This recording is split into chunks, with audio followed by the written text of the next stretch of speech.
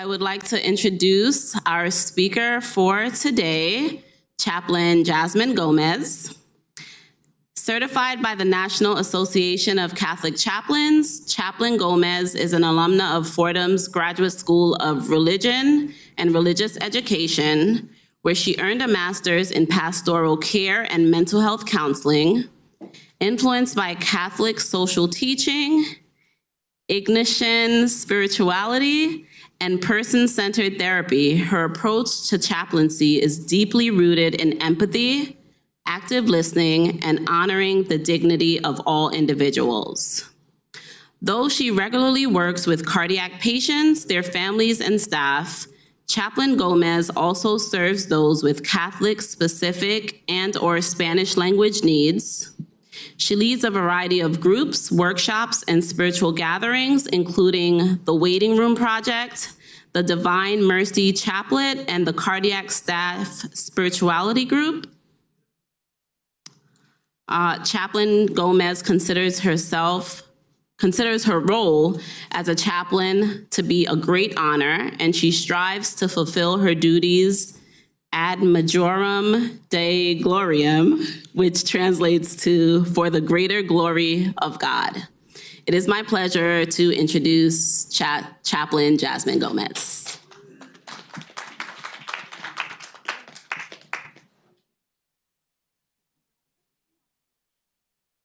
Hi, everyone. Just gonna set up here.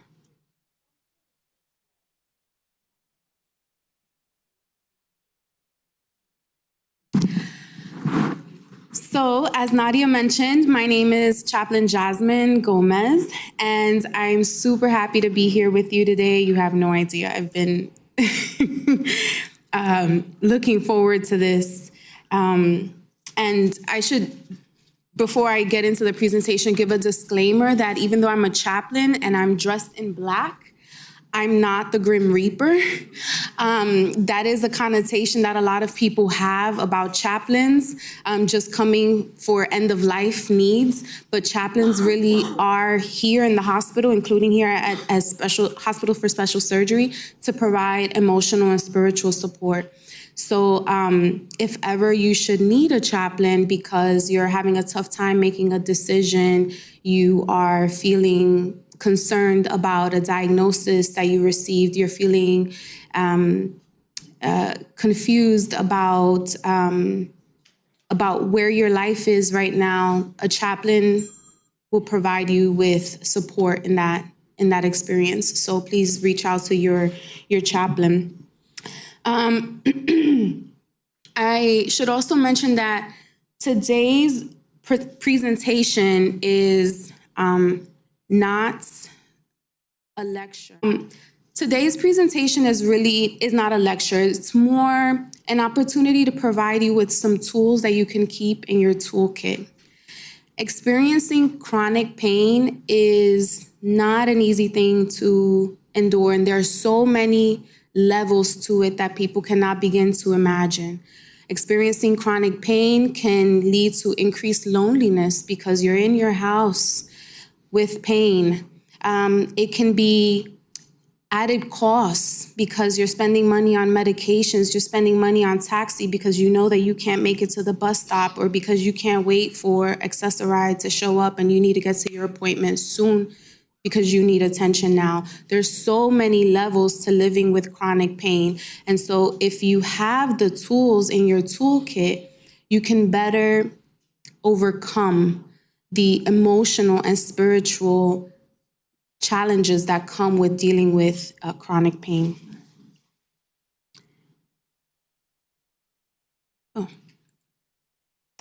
So, as I mentioned, the purpose of this workshop is really to offer you tools. When we're prepared, we can better deal with what's ahead. So if we have our umbrella in our bag, we can deal with the weather that may come this afternoon. That is the motivation behind this presentation. Oftentimes we focus on physical health and not enough on our spiritual and emotional health. That's another motivation behind this workshop. It often goes to the side, And then it's only when we're really under distress that we think to tend to it. But if we have the tools and we regularly tend to our spiritual and emotional needs, we might better respond to a difficult moment.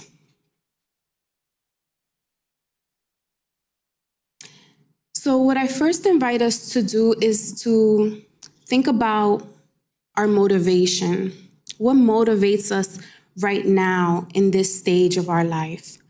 What gives you energy? What helps you to endure in difficult moments? What grounds you emotionally and spiritually? What values guide your decisions today? Being very clear about our motivation can really help us endure in difficult moments. Now, I don't know about you, but if you've ever tried, for example, changing your diet and the difficulties that come with that, not only the temptation, but also, oh, you know what? Now I got to run to the supermarket more frequently because I got to get fresh produce. Or there's more planning that it requires. But if I can stay focused on what my motivation is, that my motivation is to get great numbers when I go to my physical next year, that I want my blood pressure to drop, that I want my A1C levels to drop, that I want my weight to drop. If I can stay clear on that motivation, then I can persevere. Another motivator might be that I want to connect with my family.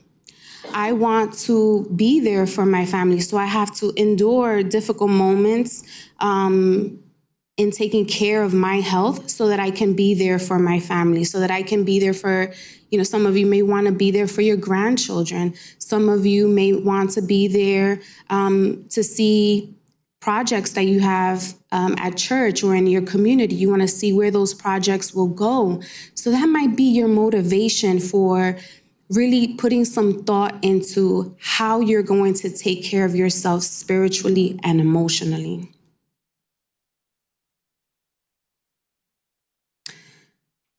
Your journal and a pen. Your journal and a pen can be an incredible tool for your toolkit. So much happens in a day, in a week, in a month. I do believe it was Socrates that said, an unexamined life is not worth living.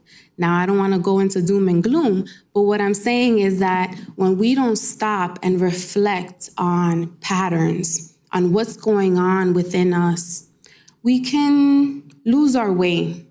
A journal will help you to notice patterns and help you to really reflect on experiences that you might be having and better respond to them. Now, we might get into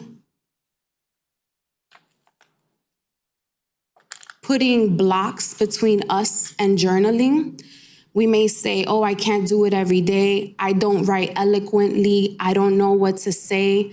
But if you just want to write a line to capture the day, to capture the experience, to capture a feeling, you want to write a word or to draw something that will really communicate to you where you are at that moment, that's quite all right. There are no right or wrong ways to journal, but journaling can really help you tap into what's going on within you and get to know yourself a little better at this stage in your life as you navigate through chronic pain.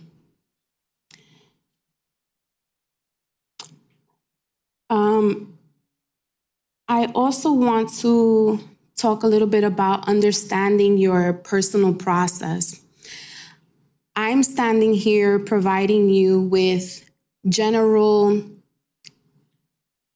information and tools that work for a lot of people, but it's so important for you to get to know yourself. How do you handle transitions? How do you handle difficult moments? How do you handle pain? Getting to know your personal process and all that you're navigating through is going to be vital. Jotting that down in that journal that I mentioned is also going to be vital. Getting to talk to your physicians or your care team about your specific illnesses that you might be dealing with, or the pain that you might be dealing with, is also very much a part of getting to know your personal process. And awareness is not necessarily fixing, but it can help how you respond to chronic pain, stress, or difficult moments in your life.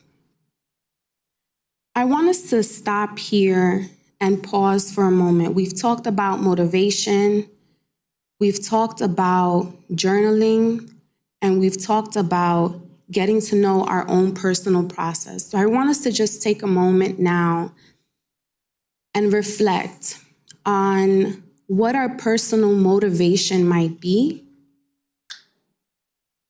and what are some ways in which we can take our personal process into consideration as we motivate ourselves to endure with difficult moments and pain.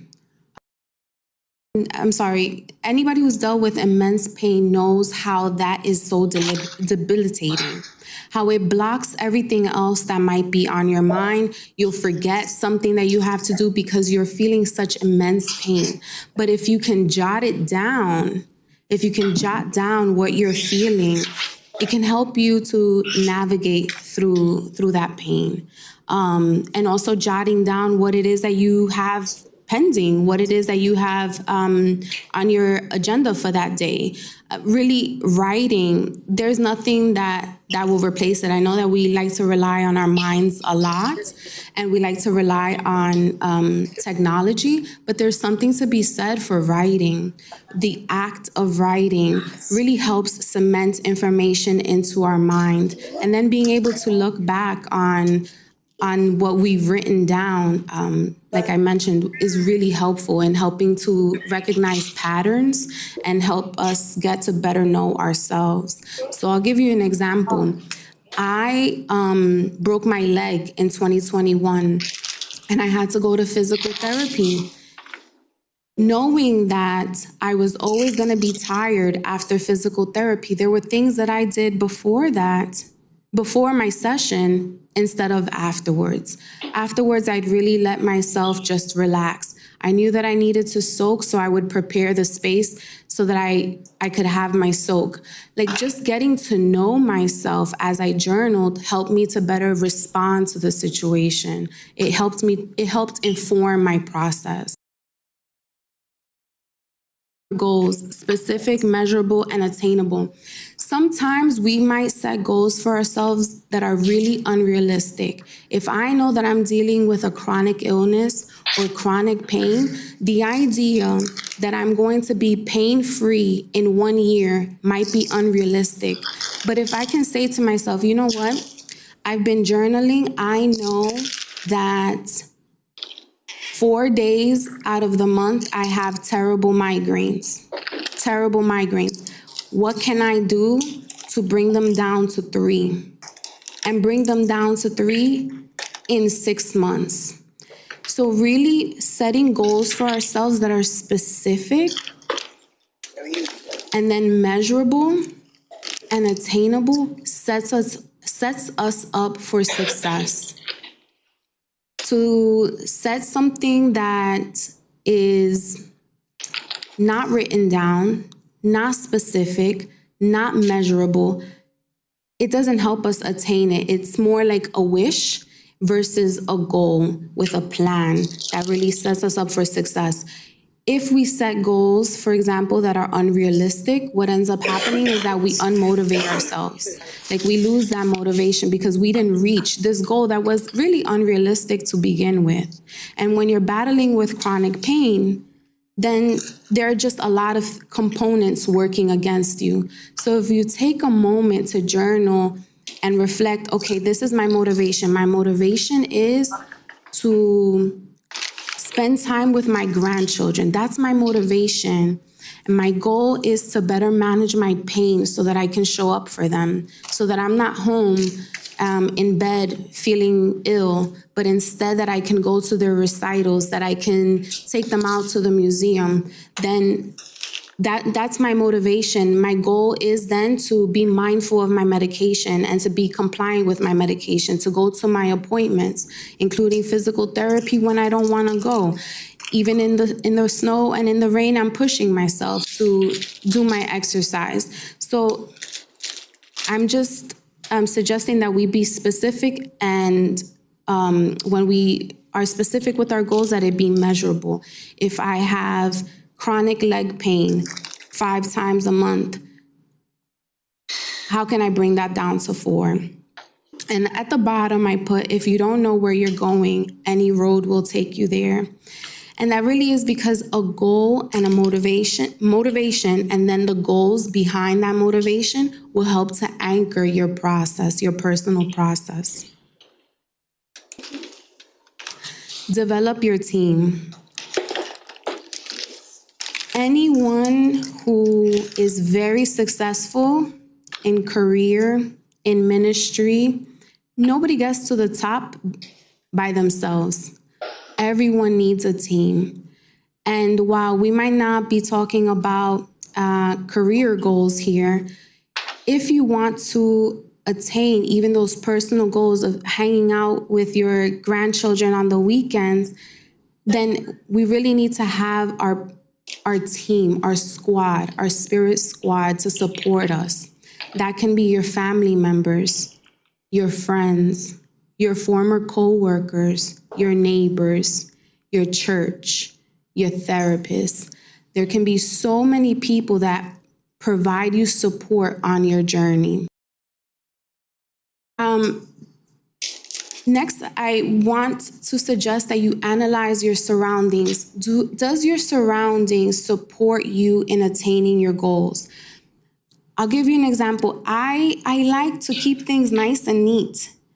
But if I know that I need to take a medication at 7 in the morning, it needs to be on my nightstand. Realistically, it needs to be on my nightstand. Do I like it there? No. I want it to be in the medicine cabinet in the bathroom, but that's not where it's going to be helpful to me.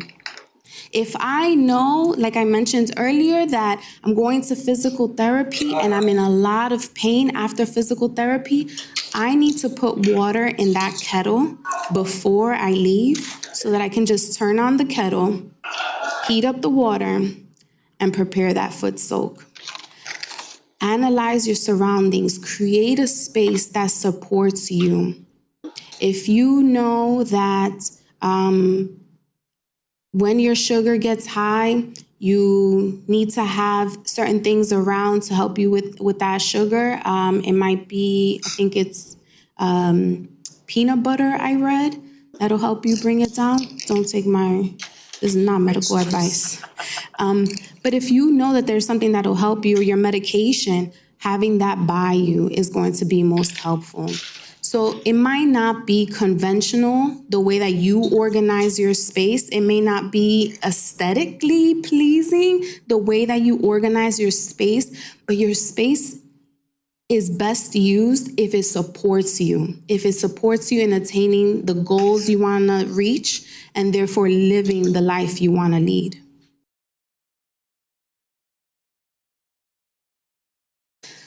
The commitment. In your process, committing yourself, really committing yourself, having an honest conversation with yourself and saying, I'm doing this for me. I'm doing this for my goal. I'm doing this for my grandchildren. Really making that commitment so that it's something that you're serious about. And instead of looking at what you're depriving yourself, I'm depriving myself all the sugar, I'm depriving myself all the salt, and these are just examples. Or I'm depriving myself of time relaxing because I'm running to an appointment. Instead of looking at it as depriving yourself, looking at it as I made a promise to myself. I'm committed to my process of living pain-free. I'm committed to living a life that's joyful. I'm committed to living a life that's meaningful. And so if you can reframe it in that way, you can continue to motivate yourself. There's enough to kill our motivation between the pain and the traffic and the bills and the weather. There's enough riffraff to undo your motivation. But if you can really commit to yourself and use that commitment to motivate, to stay on course, you'll see a difference. One of the tools that I like to use to encourage myself and that I share with you is music. You know how a problem can really get stuck in your head? Maybe you're ruminating on it and you're thinking about it because you really want to try to understand what's going on or how you can solve it. Well, one tool to get that rumination out of your head can be music. Who hasn't gotten a song stuck in their head? You can't get it out. For everything you try, that song keeps playing in your head. If in those moments when you find yourself thinking about a problem over and over or a challenge over and over, if you can give your mind a little bit of a break, I'm not saying that it's going to solve everything, but if you can give your mind a little bit of a break by introducing a song with a positive message, it'll give your mind the break that it needs to maybe not feel so burnt out, to not feel so overburdened. Some suggestions might be Bill Withers' Lovely Day. Maybe you all are familiar.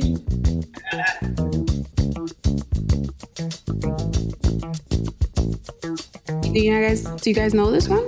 Yeah? Yes.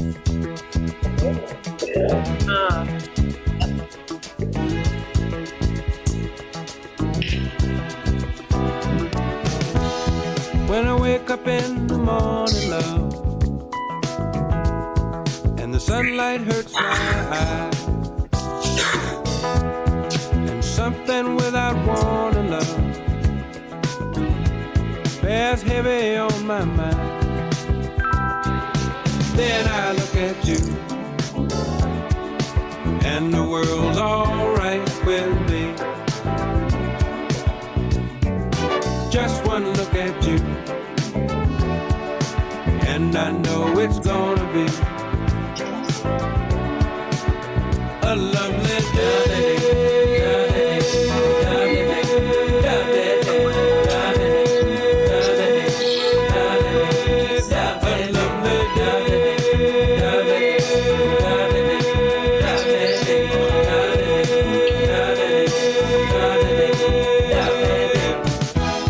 When the day that lies.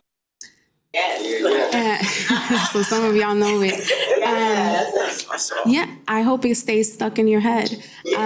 So that's one of the tricks that I use. Using music in those moments that are difficult to push yourself, to encourage yourself.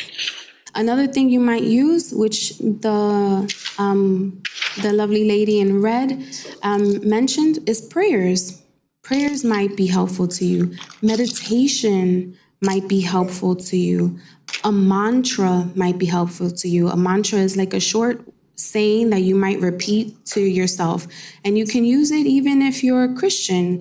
So you might say to yourself, Jesus, I have faith in you. Jesus, I have faith in you. Or you might say to yourself, Jasmine, you can do it. Jasmine, you can do it. Jasmine, you can do it. I will share with you that as a child, I remember my father singing to me, Three Little Birds. Don't worry about a thing, 'cause every little thing is gonna be all right. that became a mantra for me. That is still to this day. My dad taught it to me when I was 5 years old, and it is still a mantra for me. Mantras can be very powerful to motivate yourself, to keep yourself focused, to encourage yourself. Yes, affirmations are an incredible tool. We might look at it and think, this is corny. I don't want to do this. But you are your biggest tool. Pouring into yourself can really make a difference in how you show up in the world and how you deal with chronic pain. I also want to encourage self-forgiveness. It's great to be motivated. It's great to be focused. It's great to tap into tools. But guess what? Bodies are still bodies, and they're going to do what they're going to do. And life sometimes just be lifing. And therefore, we have got to practice self-forgiveness. Self-forgiveness can be incredibly powerful. The world judges us enough sometimes. But if we can extend some grace to ourselves, forgive ourselves for the days in which we, you know what? I didn't comply with my medication today. You should comply with your medication. But if for one reason or another you couldn't make it to that appointment, or if for one reason or another you couldn't make it to that recital, really practicing self-forgiveness and saying, you know what? Today was a bad day. Tomorrow can be better. Or this morning was a bad morning, but this afternoon can be better. Practicing self-forgiveness can be very powerful. And celebrate. Celebrate your victories. If this week you complied with your medication, if this week you went to your appointments, if this week you ate fantastic, celebrate. Celebrate by having a nice bubble bath, or celebrate by getting tickets to a movie you've been wanting to see, or celebrate by getting that album you've been wanting. Whatever it is, however it is that you want to celebrate, encourage yourself, celebrate those victories. Well, that brings us to our end. Just to recap, get clear about your motivation. What is motivating you to overcome dealing with chronic pain? What is motivating you to overcome spiritual and emotional challenges? What is your motivation? And then get a journal. Write down what your motivation is. Write down what your goal is. Make sure that your goal is specific, measurable, and attainable. Get your squad, your spirit squad, your doctors, your care team, your members at your church or an organization, community organization, your therapist, whoever it is, get your squad. Know who's on your side, who's really rooting for you. And then have your tools like music. Create a playlist for yourself. I have playlists for myself when I'm sad. I have playlists for myself when I'm happy. I have tons of playlists. Create a playlist that'll motivate you. Have prayers or meditations or mantras that might help you, and affirmations, whispering or proclaiming in front of a mirror good things to yourself. And then forgive yourself and celebrate. Thank you for having me.